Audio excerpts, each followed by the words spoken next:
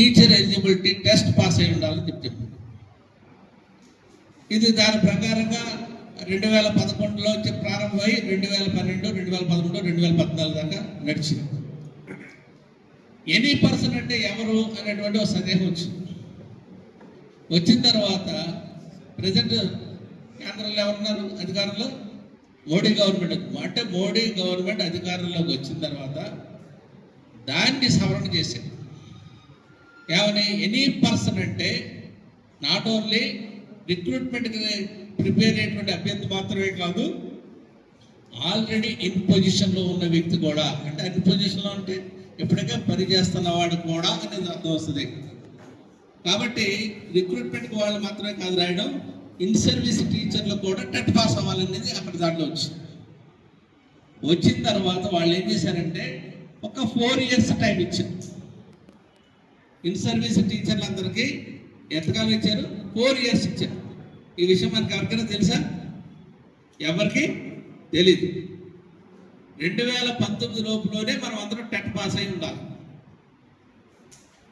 కానీ ఇది ఎక్కడొచ్చిందంటే మహారాష్ట్రలో ఒక మదర్సాలో ఒక ఎస్జిటి, ఒక స్కూల్ అసిస్టెంట్, 2 టీచర్. వీళ్ళిద్దరూ ఇన్ సర్వీస్ ముందర మామూలుగా రిక్రూట్ అయ్యారని వీళ్ళెవరు కూడా టెట్ పాస్ కాదు. వీళ్ళకి 2021 దగ్గరికి వచ్చేటప్పటికి స్కూల్ అసిస్టెంట్ ప్రమోషన్ వచ్చింది. ఆ స్కూల్ అసిస్టెంట్కి ఏమో హెడ్ మాస్టర్ ప్రమోషన్ వచ్చింది. ఈ ప్రమోషన్ వచ్చే సందర్భంలో ప్రమోషన్ కావాలని చెప్పి పెట్టారు. కానీ గవర్నమెంట్ ఏం చెప్పింది? మీరు 2011 తర్వాత అపాయింట్ అయ్యారు కాబట్టి మీకు టెట్ లేదు కాబట్టి మీ స్కేల్స్ పెరుగుదల ఉండదు, మీకు ప్రమోషన్ కూడా ఇవ్వబడదు అని చెప్పింది. దాని మీద కోర్టుకు వెళ్ళారు. కోర్టు ప్రభుత్వానికి ఫేవర్గా ఇచ్చింది. ఆ పైన సుప్రీంకోర్టుకు పోయారు. సుప్రీంకోర్టు కూడా ప్రభుత్వానికే ఫేవర్గా ఇచ్చి మీరు 2019 నాటికే పాస్ అయి ఉండాలా, మీరు 2021లో పాస్ అయ్యారు, అసలు మీకు ఉద్యోగంలో కొనసాగే అర్హతే లేదు అని చెప్పి ఇది ఉన్న. మళ్ళీ దాని మీద మళ్ళీ రివ్యూ పిటిషన్ వేసుకున్నా. అంతిమంగా ఏం జరిగింది? 2025 సెప్టెంబర్లో టెట్ పాస్ అయిన వాడు మాత్రమే ఉద్యోగంలో కొనసాగుతాడు, టెట్ పాస్ కాని వాడు ఉద్యోగంలో బయటకు పోవాల్సిందే అని చెప్తూ ఒక 5 ఏళ్ళు మినహాయింపు ఇచ్చింది. ఉన్నవాడు పాస్ అవ్వడానికి 2 ఏళ్ళు టైం ఇచ్చింది. అంటే మనందరం అప్పుడు కానీ మనకు తెలియలేదు టెట్ అనేది ఒకటి పాస్ అవ్వాలి, ఇన్ సర్వీస్ టీచర్ కూడా అనే సంగతి తెలియలేదు. వెంటనే ఏం చేసాం? అతనికి మాకు టెట్ రద్దు చేయాలి, రాష్ట్ర ప్రభుత్వం వెంటనే రివ్యూ పిటిషన్ ఇవ్వాలి. మనం కూడా చేసాం కదా పోరాటం. నవంబర్లో చేసాం, డిసెంబర్లో చేసాం. మనం చేసిన పోరాటం మేరకే రాష్ట్ర ప్రభుత్వం రివ్యూ పిటిషన్ వేసింది. మనం కూడా సంఘాలుగా రివ్యూ పిటిషన్లు వేసాం. అలాంటి రివ్యూ పిటిషన్లు 65 పిటిషన్లు పడ్డాయి.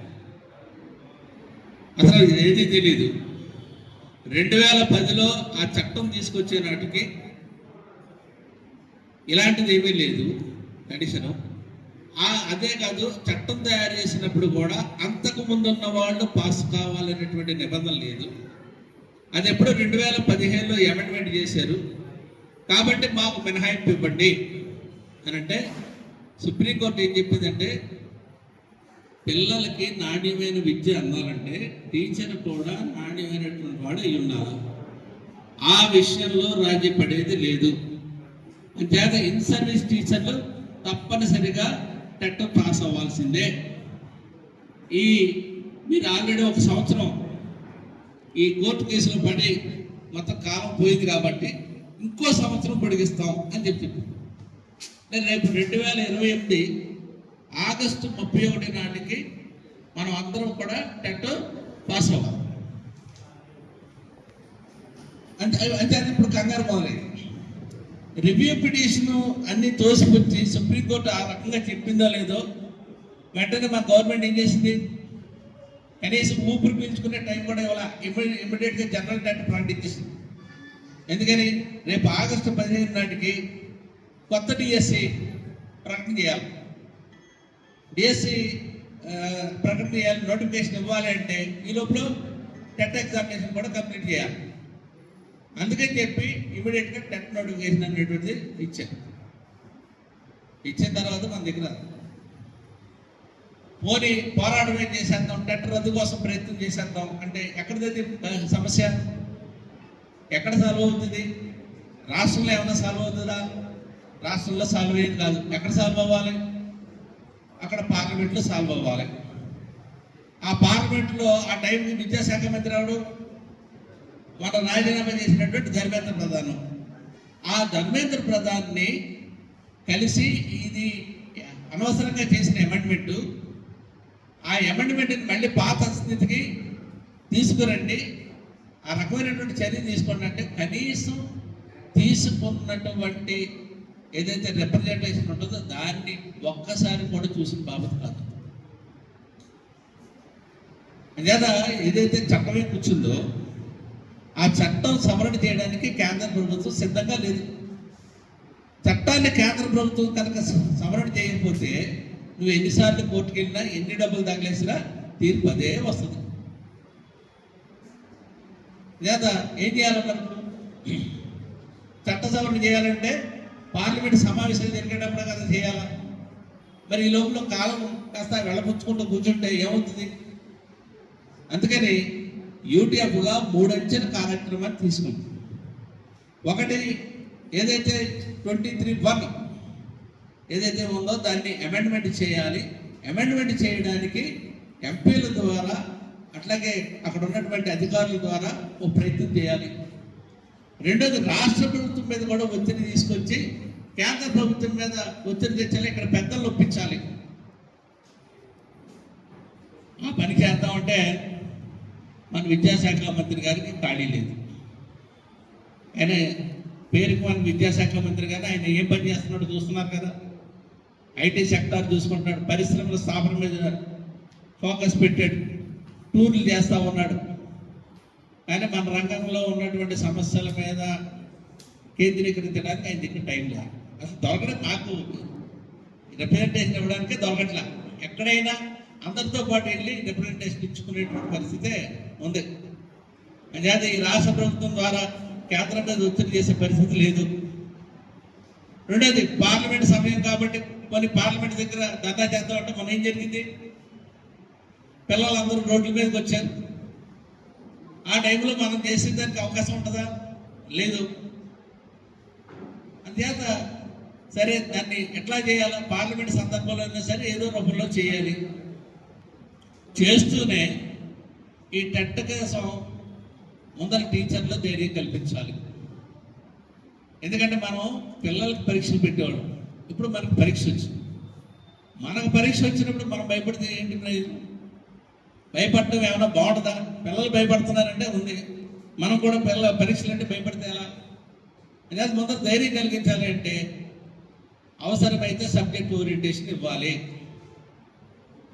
దానికోసం మెటీరియల్ కూడా ఉంచాలి. ఇందాక మన మిత్రుడు చెప్పాడు, ఈ టెట్ మెటీరియల్ బయట వాళ్ళు వేసింది ఎంతకి ఇచ్చారండి? 3,000 రూపాయలు పే చెప్పి 2,600, 2,000 ఈ రకంగా ఉంది. అంటే అది ఒక వ్యాపారం అయింది. తక్కువ రేటుకే ఈ టెట్ మెటీరియల్ టీచర్లకి అందించాలి. అందిస్తూనే దాంట్లో ఉన్న అంశాలని మళ్ళీ ఒకసారి జ్ఞప్తికి తెచ్చేలాగా, పరీక్ష ఎలా రాయిస్తే ఈజీగా రాయగలుగుతాము టెక్నిక్స్ మీకు నేర్పేలాగా రాష్ట్రంలో జూన్ 25వ తారీఖు నుంచి 28వ తారీఖు దాకా 4 రోజుల పాటు 325 మంది రిసోర్స్ పర్సన్స్కి ట్రైనింగ్ ఇచ్చాం. కొన్ని జిల్లాల్లో ఆల్రెడీ చెప్తున్న వాళ్ళు కూడా దొరికారు. అంటే ఓ రకంగా చెప్పాలంటే ఇంచుమించుగా ఒక 500 మంది రిసోర్స్ పర్సన్స్ ఈ రోజున మనం అందరం పరీక్ష రాసి పాస్ అవ్వాలనేటువంటి ధ్యేయంతో మనకు ధైర్యం కల్పించేదానికి, మనకు అవగాహన కలిగించేదానికి 4 రోజులుగా శ్రమిస్తూ ఉన్నాం. ఎంతమంది అప్లై చేశారు తెలుసా? 85,000 మంది టీచర్లు అప్లై చేశారు. 180,000 మంది మొత్తం టెట్కి అప్లై చేస్తే దాంట్లో సగం ఎవరు? In service teacher. మన డిమాండ్లు కొన్ని ఉన్నాయి. మార్కులు తగ్గించాలా, సిలబస్ తగ్గించాలా, కంబైన్డ్ స్టడీ చేయడానికి అవకాశం కూడా ఇవ్వాలి. ఏంటి కంబైన్డ్ స్టడీ? ఈ మధ్యన మనం కంబైన్డ్ స్టడీ బాగా నేర్పుతున్నాం పిల్లలకి. 10th క్లాస్ పరీక్షల్లో జరిగేదంతా కంబైన్డ్ స్టడీ అంతే కదా. అదే కంబైన్డ్ స్టడీ చేయడానికి మాకు కూడా అవకాశం ఇవ్వండి అనేది కూడా ఒక డిమాండ్. అంటే ఆన్లైన్ పెట్టద్దు, ఆఫ్లైన్ పెట్టండి. ఆఫ్లైన్ పెడితే మేము అందరం సంప్రదించుకుని దేనికి ఏ ఆన్సర్ రాయాలో ఈజీగా రాస్తామనేటువంటి ఒక ఆలోచన. బడిలో ఉండి పిల్లలకు పాఠాలు చెప్పి సాయంకాలం ఇంటికి కూడా పోకుండా ఈ శిక్షణా శిబిరాలకు వచ్చి రాత్రి 8 గంటల దాకా ఏదైతే పరీక్ష రాయబోతున్నాం దానికోసం ప్రిపేర్ అయ్యి, ఇది మామూలు కష్టం కాదు. ఇప్పటిదాకా పిల్లలు పడ్డ కష్టం ఈరోజు ఎవరు పడ్డాం? మాస్టర్లు పడతాం. ఇలాంటి కష్టకాలమే గతంలో కూడా వచ్చింది. 1984 తర్వాత ఎవరైనా టీచర్ ఆ రోజున అందరికీ ప్రమోషన్ లేదు. ఎల్టీటీగా అపాయింట్ అయిన వాడు ఎల్టీటీగానే రిటైర్ అవ్వాలి. స్కూల్ అసిస్టెంట్గా అపాయింట్ అయిన వాడు స్కూల్ అసిస్టెంట్గానే రిటైర్ అవ్వాలి. అంతే తప్ప జీవితంలో ఒక్క ప్రమోషన్ కూడా చూశారు. అట్లాంటి వాళ్ళకి కనీసం ప్రమోషన్ స్కేల్ అయినా ఇవ్వండి అనేటువంటిది ముందుకు వచ్చింది. ముందుకు వచ్చిన నేపథ్యంలో ఎన్టీటీ అంటే 10th క్లాసు పీటీసీ అర్హత అన్నది. కానీ ఎన్టీటీ కన్నా తక్కువ క్యాడర్ కూడా ఉండేది. హయ్యర్ గ్రేడ్ క్యాడర్ వాళ్ళకి 8th క్లాస్ పాస్ అయితే చాలు, ఒక సర్టిఫికేట్ ఆఫ్ కోర్స్ పెట్టి ఉద్యోగాలు ఇచ్చేవాడు. వాళ్ళు 4వ తరగతి వరకు పాఠాలు చెప్పేవాడు. అట్లాంటి వాళ్ళకి ప్రమోషన్ అంటే ఏంటి? School assistant promotion. స్కూల్ అసిస్టెంట్గా అపాయింట్ కావాలంటే ఇప్పుడు మనకి ఏమైనా అర్హతలు కావాలి? డిగ్రీ, బీఈడీ అర్హతలు కావాలి. కానీ మరి హైయర్ గ్రేడ్ టీచర్కి, ఎస్జిటి టీచర్కి ఎక్కడున్నాయి అర్హతలు? అంటే ఎవరికి లేవు, ఆ రోజుకి లేవు. కాబట్టి ఆ అర్హతలు సాధించుకుంటే ఆ ప్రమోషన్ పోస్ట్ స్కేలింగ్ తీసుకోవచ్చు అని చెప్పింది ప్రభుత్వం. ఒక హయ్యర్ గ్రేడ్ టీచరు 8వ తరగతి దాకా చదువుకున్నవాడు డిగ్రీ బీఈడీ ఈక్వల్గా ఉండేటువంటి ఒక ఎగ్జామినేషన్ పాస్ కావాలని చెప్పింది ప్రభుత్వం. దాని పేరే పిఏటి, ప్రొఫెషనల్ అడ్వాన్స్మెంట్ టెస్ట్ అని చెప్తున్నారు. ఆ ప్రొఫెషనల్ అడ్వాన్స్మెంట్ టెస్ట్ చదవడానికి వాళ్ళు ఏమి ట్రైనింగ్ పొందిన వాళ్ళు కాదు కదగా. మీకులాగే ఈరోజు మన టీచర్లు అలాగే ఎప్పుడో చదువుకున్నాను నేను, మళ్ళీ అవన్నీ ఎక్కడ జ్ఞాపకం ఉంటాయి నాకు అని ఎలాగైతే ఫీల్ అవుతున్నారో వాళ్ళు అసలు చూడండి, తెలియంది ఆ రోజున పరీక్షగా ఎదుర్కోవాల్సినటువంటి పరిస్థితి వచ్చింది. చాలా ఉపాధ్యాయ సంఘాలు ఇదొద్దు అన్నారు.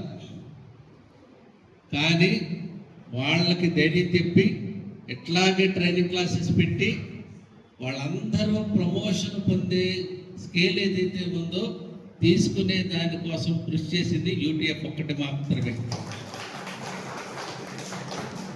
అందుకనే ఆ రోజు ఆ స్కేల్ పొందారు. ఆ స్కేల్ పొందిన తర్వాత వేల రూపాయల బేసిక్ పేమెంట్ తీసుకునేటువంటి పరిస్థితి, చివరికి రిటైర్ అయినప్పుడు 1,00,000 రూపాయలు వేతనంతో రిటైర్ అయినటువంటి పరిస్థితి ఆ టీచర్లు చదివేశారు.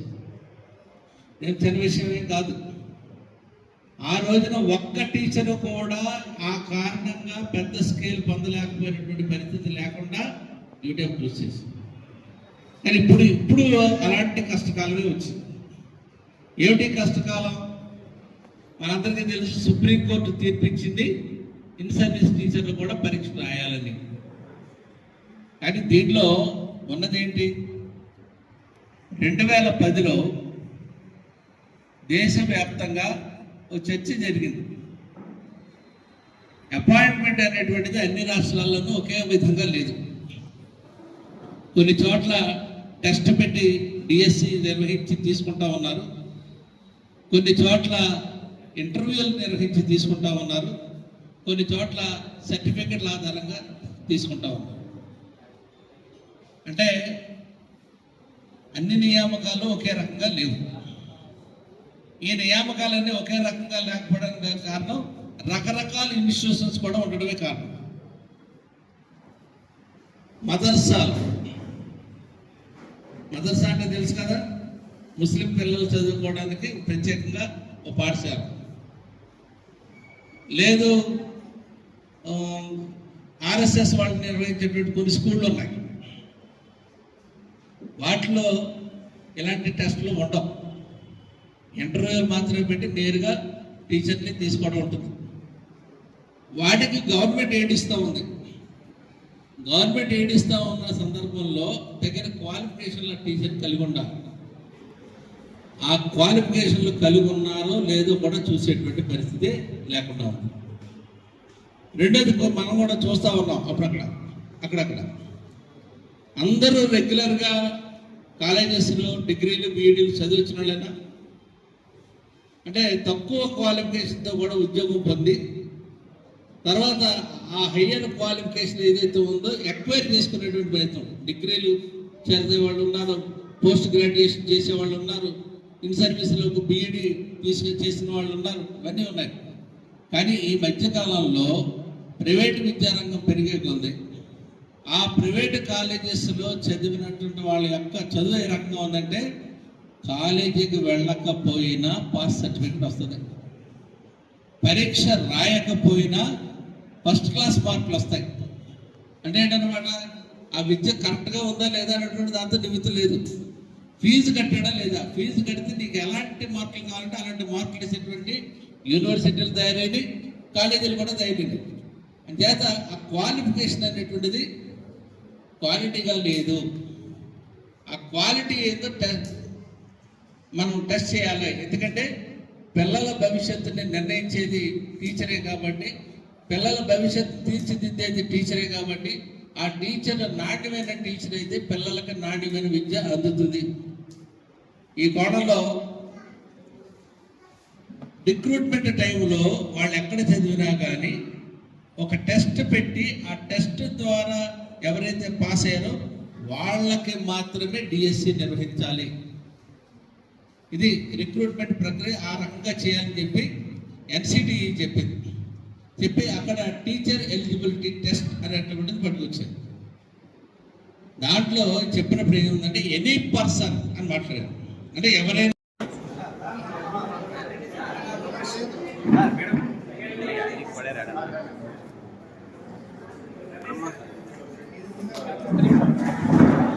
సార్ చెల్లం సార్ నిలబడండి సార్.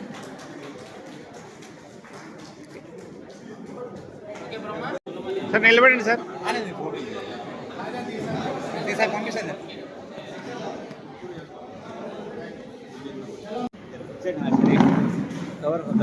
వచ్చినారా